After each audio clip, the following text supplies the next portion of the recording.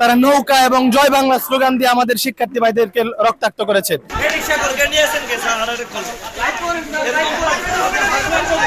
চট্টগ্রাম বিশ্ববিদ্যালয়ে শিক্ষার্থী ও স্থানীয়দের মধ্যে আবারও সংঘর্ষের ঘটনা ঘটেছে। আজ রবিবার দুপুর 12:20 দিকে বিশ্ববিদ্যালয়ের 2 নম্বর গেট সংলগ্ন লন্ডনী বিল্ডিং এলাকায় এ সংঘর্ষ শুরু হয়। উভয় পক্ষের মধ্যে ইটপাটকেল নিক্ষেপ ও লাঠিসোঁটা নিয়ে হামলার ঘটনা ঘটে। এতে পুরো এলাকা রণক্ষেত্রে পরিণত হয়।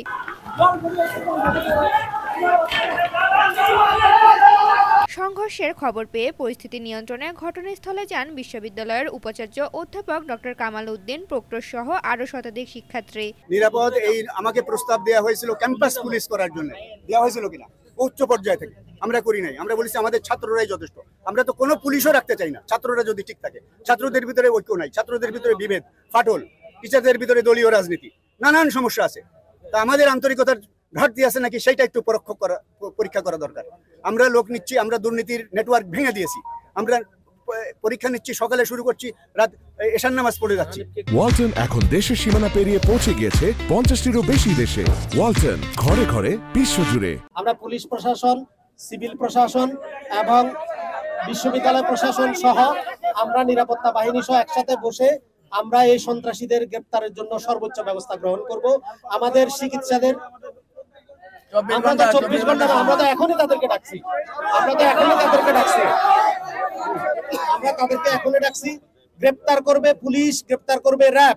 আমরা বিশ্ববিদ্যালয় প্রশাসন এবং সরকার থেকে সর্বোচ্চ প্রেসার তাদের উপর দিচ্ছি।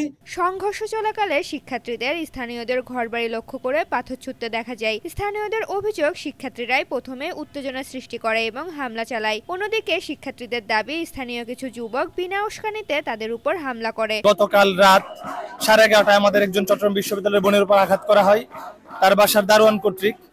তারপরে আমরা যারা চট্টগ্রাম বিশ্ববিদ্যালয়ের শিক্ষার্থী ছিলাম, আমরা যারা খবর পেয়েছি, আমরা সোহরাওয়ার্দী হল থেকে আমরা সবাই গিয়েছি।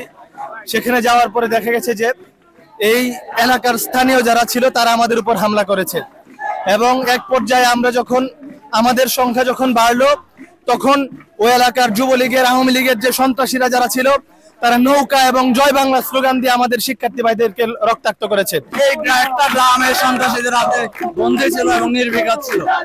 শিক্ষার্থীদের উপর অনবরত প্রায় 4 থেকে 5 ঘন্টা যাবত শিক্ষার্থীদের উপর হামলা হয়েছে।